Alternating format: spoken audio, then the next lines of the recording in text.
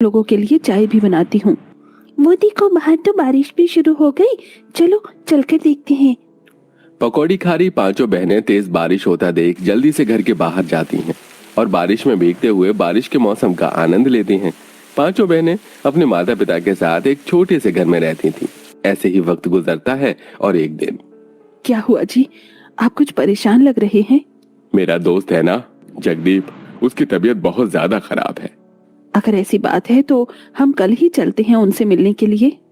अगले दिन होते ही हेमलता और संदीप जगदीप से मिलने के लिए निकल जाते हैं। जगदीप के गांव जाने का रास्ता एक नदी से होकर गुजरता था। दोनों पति पत्नी नाव में बैठकर गांव के लिए रवाना हो जाते हैं कि तभी अचानक आंधी तूफान के साथ तेज बारिश शुरू हो जाती है, जिससे नदी के पानी का बहाव बिगड़ता है और उनकी नाव पलट जाती है, जिससे हेमलता संदीप भगवान को प्यारे हो जाते हैं और पांचों बहनें अनाथ हो जाती हैं। दीदी, माँ बाबा हमें क्यों छोड़कर चले गए? भगवान जी, हमारे माँ बाप को हमारे पास वापस भेज दो ना।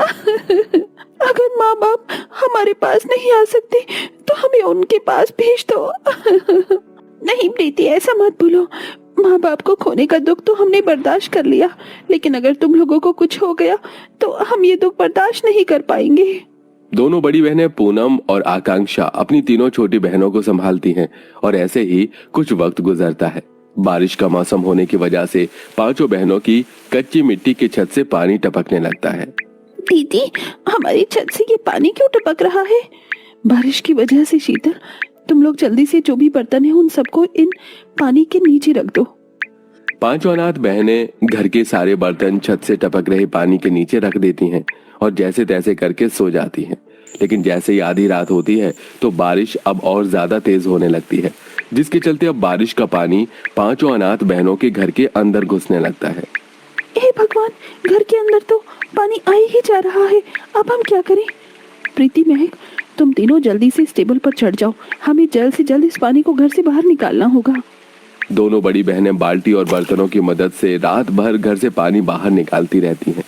सुबह होने के साथ अब बारिश भी कम होने लगती है, जिससे पांचों अनाथ बहनों के घर के अंदर पानी आना बंद हो जाता है। दीदी, बहुत भूख लग रही है, खाना दो ना। दीदी, आप माँ की तरह पकौड़े बनाओ ना, जैसे वो हर साल बारिश के मौसम में हमारे लिए बनाती थी। अपनी बहनों को भूख लगता देख पूनम जैसे ही चूल्हे के पास जाती है। ये क्या, ना कोई मसाले है और ना ही कुछ सब्जी।